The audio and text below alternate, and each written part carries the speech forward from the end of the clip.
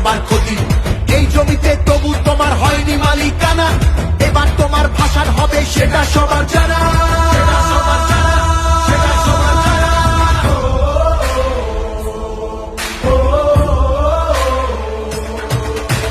জনগণের গণজোর, বাংলা বিরোধীদের বিসর্জন। জনগণের গণজোর, বাংলা বিরোধীদের বিসর্জন।